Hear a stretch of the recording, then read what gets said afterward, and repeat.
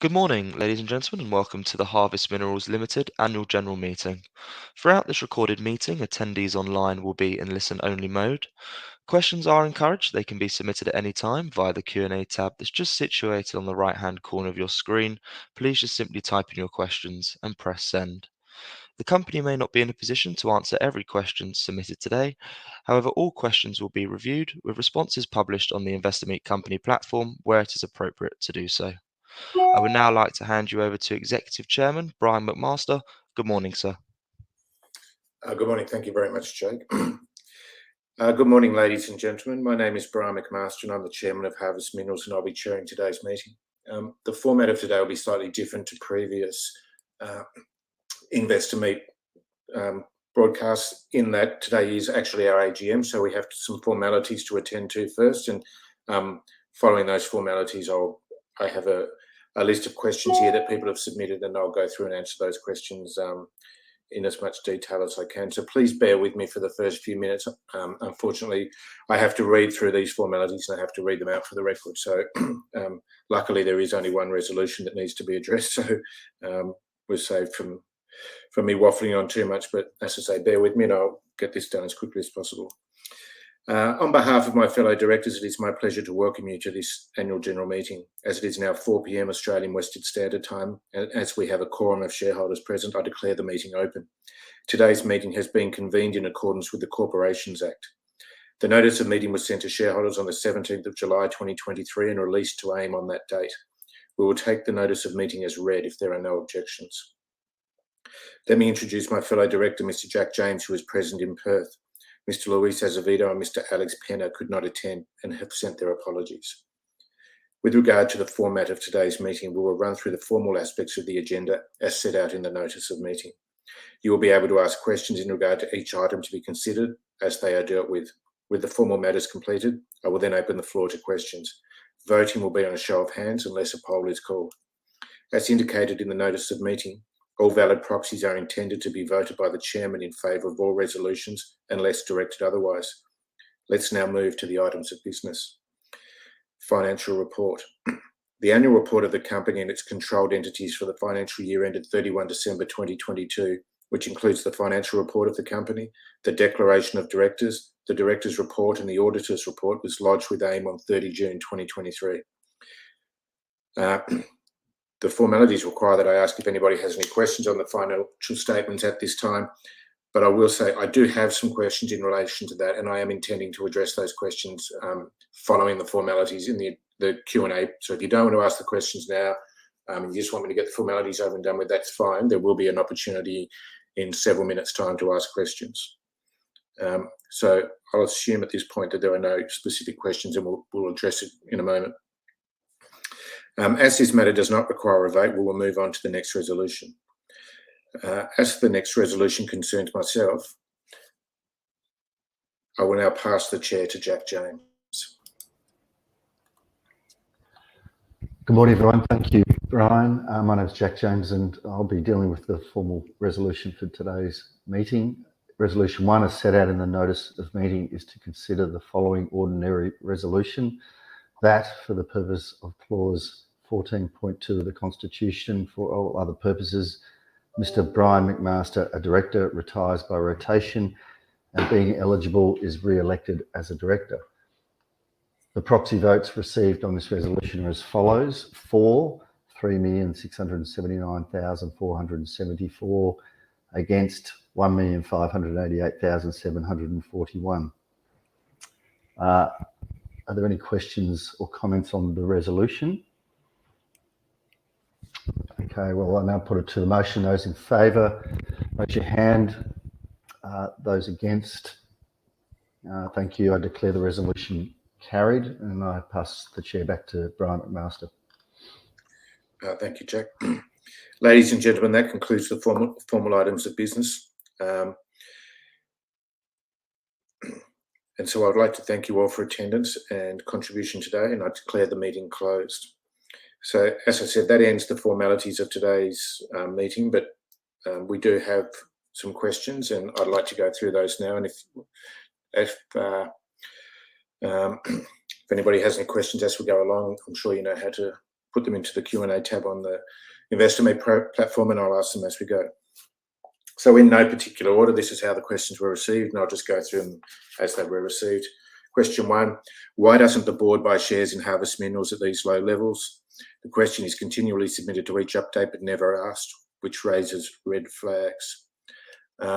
Obviously, I can only speak for myself, but I can make some general comments, and those are that specifically in relation to Mr. Penner and Mr. James, their appointment to the board is to be as independent directors, and their independence is obviously heightened by them not being shareholders of the company. So that possibly accounts for their position. In relation to Mr. Azevedo, it's not really appropriate for me to talk on his behalf, so I'll only speak on my behalf. And the answer to the question is, and I'm sure a lot of shareholders know this, that in the last placement some time ago at 18p or whatever the number was, I put £800,000 in, and so I feel like I've got quite a significant investment already, and I feel like there's quite a lot of work to be done for me to see my investment hold. And at this stage, I'm just trying to focus on recovering the ground that's been lost from my investment already in it, and that frankly accounts for why I haven't bought any shares in recent times. Question 2 and question 3 are very, very similar, so I'll just combine them, and they both say things to the effect of: volcanic rocks have been shown through enhanced rock weathering to increase the amount of carbon taken out of the atmosphere. Are there any plans to market your product as a means of companies offsetting their carbon emissions by buying and using the product? The carbon market is very lucrative. The short answer is yes. It's something we have been looking at in some detail for a little while now. We've been running some studies and various other things. I mean, at this point, to the best of my knowledge, a lot of this information is theoretical, and nobody has actually sold carbon credits related to volcanic rocks, particularly in Brazil. They haven't, but that's not to say it's not possible and it's not to be done. But there is, quite a steep curve in terms of getting up that hill, in terms of getting our products accredited or registered or whatever's required, and then getting people to recognise and getting it sold and all those sorts of things. I mean, people are probably aware that at this stage there's not even really a proper trading platform for carbon credits. So there is a lot of work to be done. That said, we are participating in making sure that when things can be capitalised or monetised, we will be ready. So it's probably a bit of a verbose way of saying, yes, we are looking at it in some detail at the moment, and we're progressing those inquiries as fast as we can. It's 4, because question 3 is also about the carbon credits. The performance, excuse me, of the company has been nothing short of abysmal since raising funds in the last placing. A reasonable amount of that has been squandered on deals. Can you confirm that no other subsequent deals are on the cards? Well, the short answer is yes. I won't go into addressing the commentary, but at this stage we don't have any transactions in the wings. Shareholders have been told that dividends and a return of capital are on the horizon a number of times in the last couple of years. Can you give firm assurances that is your intention? In the last investor meet, you seem to be markedly backing away from that. Not sure how any of my comments in the last investor meet could have been construed as me backing away from those comments.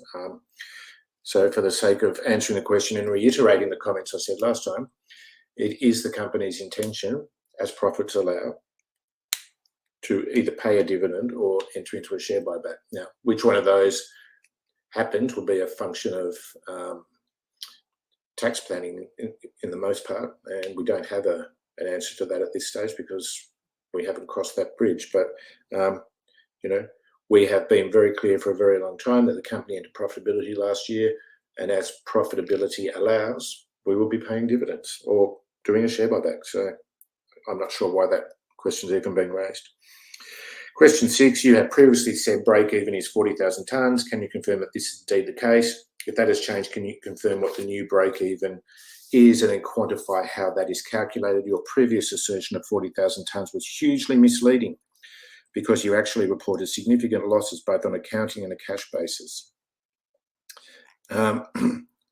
This question has been asked, out of the 12 questions, I think it's been asked 3 times. So I'll answer it now, which will address the other couple of times it got asked as well.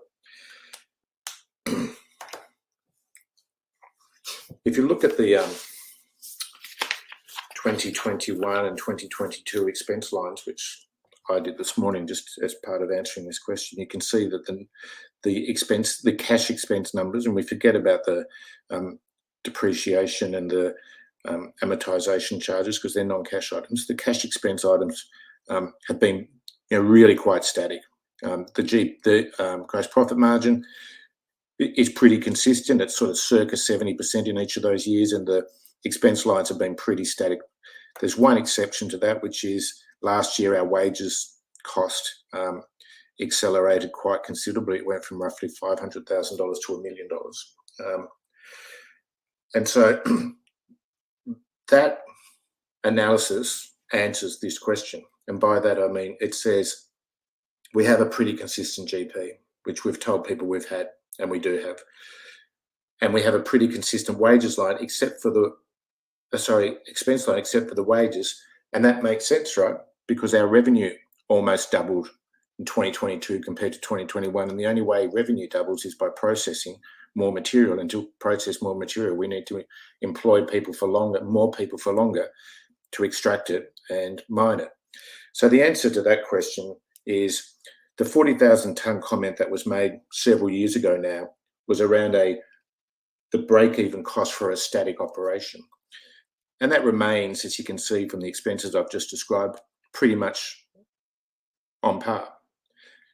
What goes up, and you would expect to go up, is the variable costs associated with increasing revenue.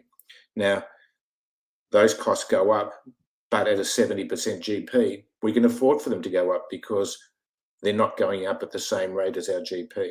So I don't know if I'm explaining this clearly enough or not, but the answer is our break-even point increases as our revenue increases. So it's not possible to determine a specific break-even point because the business is not fully fixed costs. It has operational costs which vary depending upon how busy the operations are.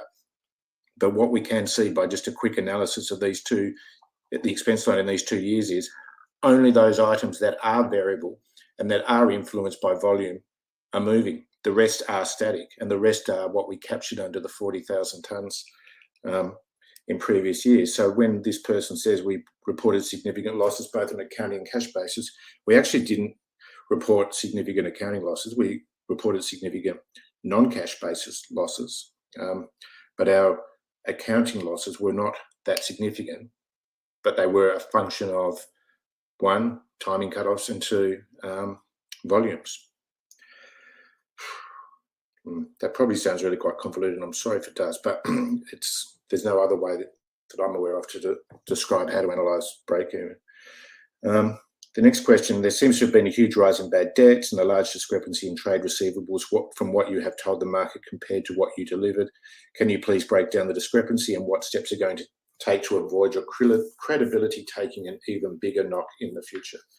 I'm not sure what this question refers to in terms of a discrepancy. There hasn't been a discrepancy, but there has been an increase year on year in our bad debt line. So the way that bad debt provision in the balance sheet, so if you're looking at last year's accounts, well, it's note 9. You can see that in December 21 it was $600,000. In December 22 it went to 1.26 million. The way that works is it is compounding. So the 1.2 includes the 600. So there's only an additional, not only, but there is an additional 600. It's not 1.2 plus 600. It's 1.2 in total, just to clarify that point. And if you look up further, you'll see that the expense that was the impairment of trade receivables expense was 553. So 600 plus 553 is less than 1260, and the $100,000 variation is exchange variations, FX. And so, we've obviously done an analysis of the payables, since 31 December. some of that 1.26 has come through and been paid. Roughly, I'm just trying to add it up quickly here, roughly 5, 6, roughly about 250 or 300,000 of it, something in that order. And the rest of it is some harder core accounts receivable that we're trying to deal with. The bulk of it is Agro Cerrado, which we talk about in the note below, which we have made plenty of commentary in the past about. And the rest is just a function of what we've described in our most recent update, which is the market is really, really tough at the moment. It is globally and particularly in Brazil. I mean, farmers are doing it tough. And so some of the farmers who bought from us at the end of last year haven't paid us yet. And it's a function of them just experiencing bad times. So if they're going, are they going to pay us? Will they say they will? When are they going to pay us? We don't know. It's very, very difficult to pursue people through the courts in Brazil in a timely fashion. So we're trying to work with these guys. But for the same reasons why our sales are down at the moment, it's the same reason why these guys aren't paying. Unfortunately, the market's really pretty tough.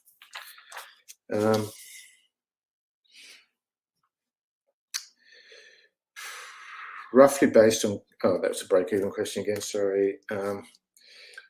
Somebody says here, and the last two questions are quite similar, so I'll address them together. I've invested quite a chunk in your shares, hoping for growth. It has been very disappointing. Been a very disappointing few years. The shares seem to go down more than 90%. Any hope for the business and the shares to pick up?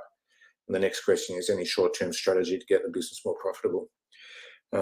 Of course, there's always hope. So when everything else fails, we can rely on hope. Any short-term strategy to get the business more profitable? Well, the answer is we have worked pretty consistently over recent years to have a pretty strong focus on our costs. We've got our operations are running as smoothly as they have been in the company's brief history. We don't see a lot of opportunity for improvement there. We have been cutting costs wherever possible, including, streamlining operations. As volumes have decreased, we've obviously been reducing shifts in Brazil and that sort of thing. We've been reducing head office costs. So, for example, the board haven't been paid for some months and have no expectation of being paid in the near term. So that's obviously taken a significant amount out of the cost line. We've reduced some other discretionary overheads at the head office level, all of which is just to help maximise profitability as and when we can. And at this stage, there is little more than can be done than focusing on sales volume. And as we've said in our recent update, sales volume will be 100% a function of the market that we're operating in. And we are prepared for when the green shoots come through. We've got 60,000 tonnes of products processed and ready to be delivered in our sheds at the moment. And we just got to keep focusing on sales. And once the sales come through, that will, at a 70% margin, drive our profitability. So that, in a nutshell, is the strategy. It's to just to keep selling. So that ends the questions. I see that on the wrong page here. I see there's a handful come through on the Q&A. And I'll just go through these. With sugar prices high, why haven't management made faster inroads to this huge market and fill our underperformances in our current crop markets? It doesn't quite work that way. I mean, we are working as fast as we can. And I have said this numerous times in the past that, we have to complete studies to demonstrate that the product works on sugar.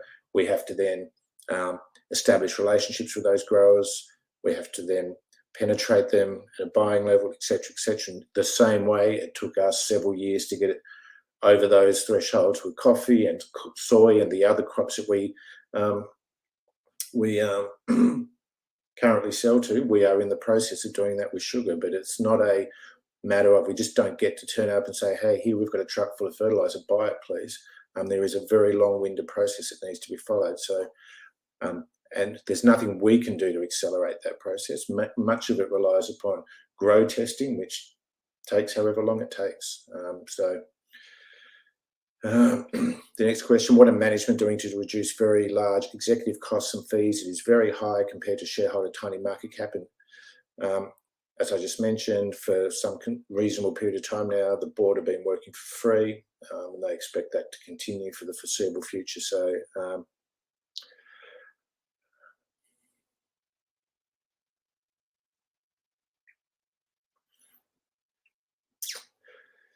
okay. So I'm not sure if shareholders are interested. There's somebody, guy called Caton K's give me a bit of a bollocking here. So if you want, I mean, I can have an argument with this guy over this platform if you want, but it's pretty convenient that I've never heard from this guy in the past. I don't know who he is. He's never raised any of these questions, one-on-one, but he's been a bit of a keyboard warrior this afternoon. So here goes, Keaton. But that is a disingenuous answer, Brian. Your 100,000 buy years ago, which was 800,000, Keaton. So you want to listen. It was 8, not 1. Has been more than repaid by options and wages. Firstly, champ, I have no options from this company. I have never received options from this company.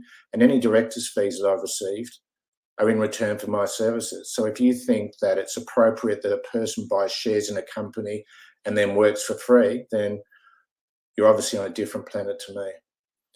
I see you said you want to vote against Resolution 1. Well, you had the opportunity to do that, mate, and you missed it. What's this? Management has presided over a massive shareholder value destruction, as evidenced by the company now languishing at all-time lows. A large contributory factor seems to be the terrible consistency in reporting of company performance reporting. This is compounded by the CEO's animosity towards fair shareholder questions and calls to account. This has to stop to even start to repair the damage done to Harvest perception and market trust. Would a management change not be in the best interest of the shareholders to recover from these all-time lows and lack of management alignment with shareholder value? So Harvest is an Australian-based company. It's covered by the laws of Australia, and the laws of Australia require that all public companies have 2 resident Australian directors. I have said this before, and I'll say it again. If somebody else wants the job, they can have it. I am more than happy, Keaton, to resign this afternoon and allow somebody else to take over if that's what shareholders want. We just had a resolution presented 15 minutes ago in relation to my appointment, and I'll just quickly do the sums if it helps you.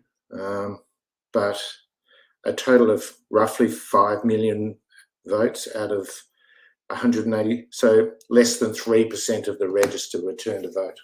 So, I don't know what else you want me to do. I can't resign without a replacement, and nobody's lining up to replace me. So if you want to do it, knock yourself out, mate, because if you think I like sitting here receiving abuse from people who won't even show their face and identify themselves, you're wrong. And if you think I like doing it, having lost £800,000, and you think I like doing it for free, then you're wrong again. So if makes you feel better to bash me, then go for it, mate. But nobody's listening. I can't listen to this crap from you.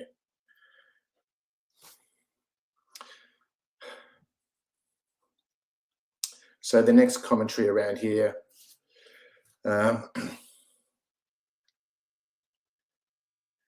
so Bhavesh has brought up the same point. Brian has taken millions out in salary. I'm not sure that's quite true. Since the placing, and has yet to buy any shares since then. Would he like to comment on why he has so little faith in the company and its prospects? For the sake of reiteration, other than the major shareholder, I'm not aware of anybody who's on the register who's put more money into this company than I have. So I don't see why me buying more shares or not buying more shares is a recognition of anything other than I have already put enough money into this company. If any of you guys have put £800,000 in, by all means, give me a call and let me know, and we can have a chat about it. But at this stage, I feel like I've done my bit. Somebody asked, how secure is the mine site in terms of the product being sold unofficially? I mean, we have all the normal checks and balances. To sell the product unofficially would require basically a fundamental breach of trust by our on-site management team and some of our operatives. And, you know,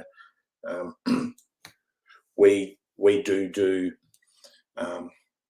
surveys of the mine face on an annual basis to help the auditors reconcile the volumes that are sold, and those surveys come back and suggest that the volumes that we say we've sold are consistent. But other than that, you know, we have security on site, we have security cameras, we have weigh bridges and all other things, and you know, would be a systemic fraud would need to be committed in order for that not to be followed. So I hope that answers your question, Pauline. Pauline also asks, shareholders were led to believe that owing to the location of the mine site, fertiliser was in high demand. What has happened? If you read the last announcement, and if you just Google fertiliser demand 2023, that should hopefully answer your questions, because there has been a massive, massive slump in global fertiliser prices and global fertiliser demand, and it's happened very, very fast. I mean, I think Verde, who a lot of you I know follow and use as a comparable to us, recently put out an announcement saying that they've been hit by the same market conditions. So we're not Robinson Crusoe. Nigel says, what impact, if any, do you anticipate the current Argentinian financial crisis might have on the company's operations? Well, we're in Brazil, so I don't think that the affairs of Argentina are going to have any immediate effect on us. But the question then goes on, what do you believe the real Brazilian inflation rate Harvard faces is? I don't know. I mean, the answer is I don't know. The feedback I had from Brazil as recently as last week is that they feel like their inflation rates have stabilised a little bit, and they're, you know, whilst they're high, they're not earth-shatteringly high, and they didn't seem to be that concerned about it. So, in fact, they were more concerned about the fluctuation of the dollar against the real. So that's certainly hurting farmers, and in turn is hurting us.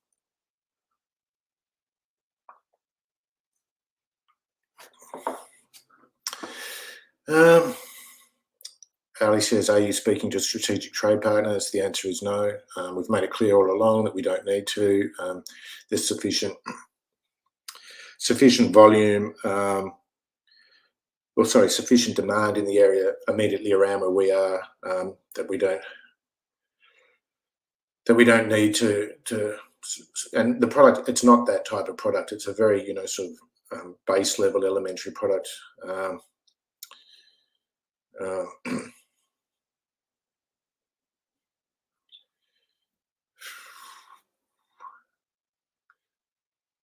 There's quite a lot of questions coming through. I'm not going to be able to get through them. I'm just quickly trying to scan to weed out the nonsense from the stuff that might make a little bit of sense.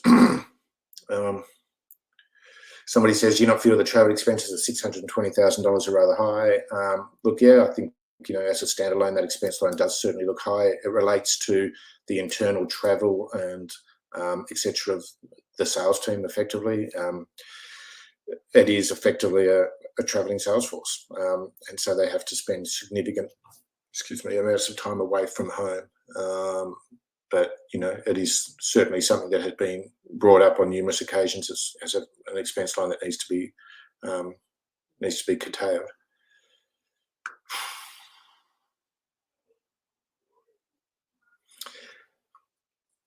Somebody says here there was circa 33 to 35,000 tonnes unpaid at the end of last year for revenue. How much was that being paid, considering you said you were still waiting? Unfortunately, that point's been really confusing for a lot of people. We have been paid for that. We just weren't allowed to record it as revenue because the auditors say title in the product hadn't passed because the product was still on our mine site. So the simple explanation is the customer came, bought the product, paid for it. We processed the product and put it in a stockpile for them so that they could come and collect it as and when they needed, which is normal, which is very, very normal.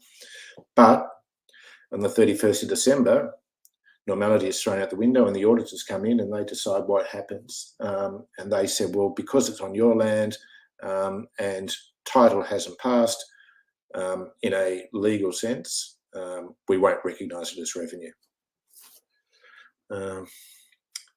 Ben says, is there an argument that HMI would function better as a private entity with a more flexible cost base? Has there been any interest from third parties that would like to take HMI private as a depressed valuation? The answer is there has been no interest from third parties, but there is absolutely a very strong argument that HMI would function better as a private entity. Of course, particularly when we're not accessing the capital markets for capital, and we spend a considerable amount of time receiving commentary from shareholders that our performance as a board, and mine in particular, is not satisfactory. And on the flip side, shareholders don't seem to, at some level, get a proper grasp of the business. There is a real mismatch. It's not operating in a sensible manner as a public company. So, I would 100% say that there is a very strong argument that HMI should function as a private entity. But no, nobody has raised their hand and said that that's what they want to do.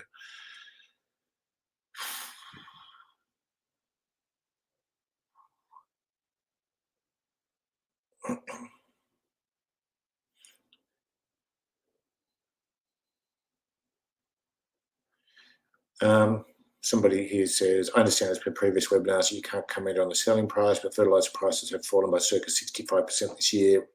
What has the average selling price fallen by? Is it a similar amount? I feel like Harvest didn't rise their prices by 300%, so there should be some insulation. The answer to your question is you're right on both fronts. We didn't raise our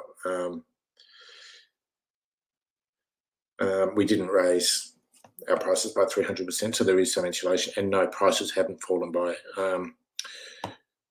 65%. I'm just trying to kind of roughly, while I'm talking to you, just sort of work it out.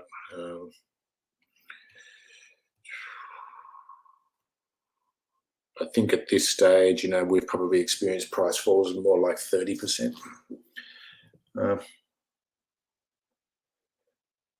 Tom says, these are tough times. Will you be scrapping your budget for exploration and development on the limestone project for now? The answer is yes. I think we sort of mentioned previously that we haven't progressed that as fast as we wanted to. There was sort of some desktop and report work, so we've completed those reports and we've put them in for assessment. But at this stage, the company's all hands on the pump around sales, and there's no use bringing forward a new product at this juncture if the market's not there to buy the product we already have. So as I say, we're not Robinson Crusoe. We are sitting in here along with our peers waiting for the market to recover, and there's nothing we can do individually or collectively to encourage the market to recover. The farmers will dictate when that happens. And we're just all hands on the pump for that.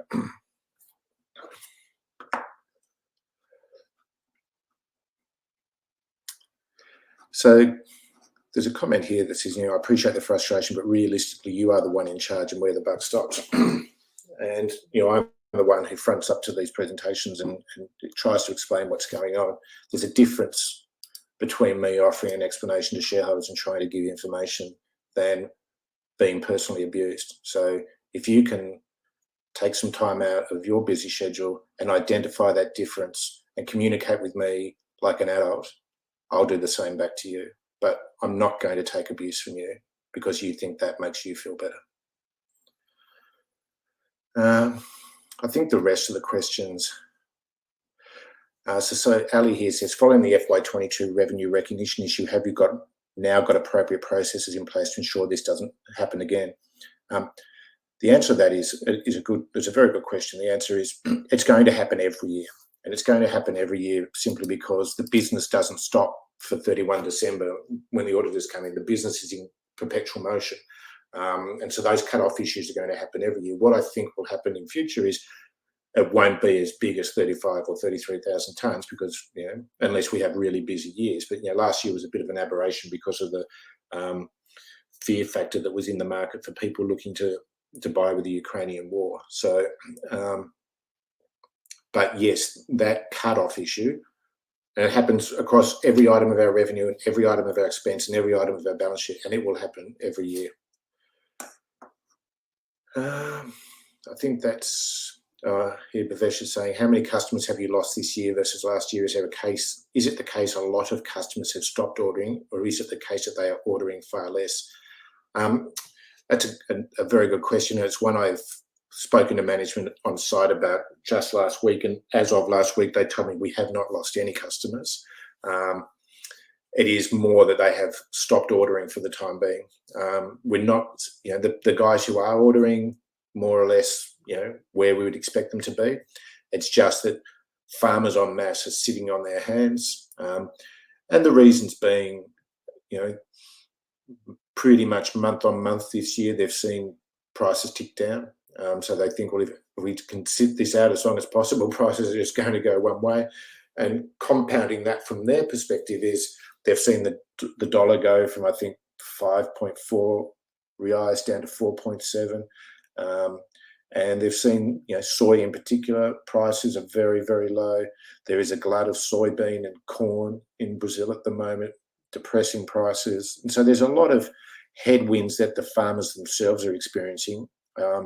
And that's the blowback that we're copying. So the fertilizer industry is not copying any headwind of its own. It's all just derivative from the headwinds that the farmers are experiencing. And so until the farmers get some clear runway from what they're doing, we won't see any clear runway for ourselves.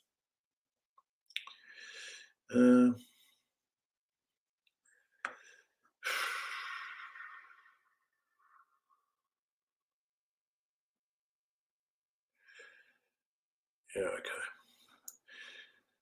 So just to finalise this, and I'm not going to comment any further, Keaton, you say there's no way to contact me outside of these events. That's simply not true. Other shareholders manage to do it. We have a PR firm who are noted at the bottom of every RNS we put out. We have a broker who's noted, we have a nomad who's noted, and we have a contact details from me that are noted. So if you want to contact me, just read the RNS all the way to the end, which is probably not a bad thing for you to consider when you're reading RNSs full stop. Anyway, that seems to be all of the sensible questions. Brian. Sorry, Brian. Thank you very much indeed for addressing all those questions that came in. And of course, the company will be able to review all the questions that were submitted today and add any additional responses where it's appropriate to do so. And we'll publish all those responses out on the Investor Meet Company platform.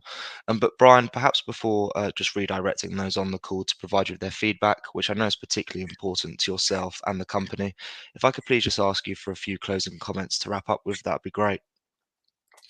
I think, the closing comments really are just a summary of what I've said in the last 20 minutes or so, which are, nobody wants to be in this position. Nobody expected to be in this position, but we are in this position, and it's not due to a failing of harvest or a failing of harvest management. It is due to the market that we sit in. And I'm sure if Harvest was a 10 or 20-year-old company, we'd be able to look back and express experiences of market conditions like this several times, because it is a cyclical market, and it's driven by factors which are well outside of our control. And unfortunately, we are in a really tough time at the moment. And there is literally nothing we can do about it. I mean, we turn up every day to work, presenting the company to its customers, and we can't force them to buy. We're just hoping that they'll buy. We're waiting for them to buy, and we're giving them the opportunity to buy. And again, using Verde, because often people use them as a comparable to us, go back and read their recent announcement. Their sales are down 60%, I think it was 61% for year on year. And they've expressed their own views, which are consistent with ours, about how tough the market is. So, I'm not sure what else can be said. Harvest is, I just don't know what else to say. Brian, thank you very much indeed for updating attendees online this morning. Could I please ask attendees online not to close this session, as you'll now be automatically redirected for the opportunity to provide your feedback in order that the board can better understand your views and expectations. This won't take a few moments to complete, but I'm sure will be greatly valued by the company. On behalf of the board of Harvest Minerals Limited, we would like to thank you for attending today's annual general meeting. That now concludes today's session, so good morning to you all.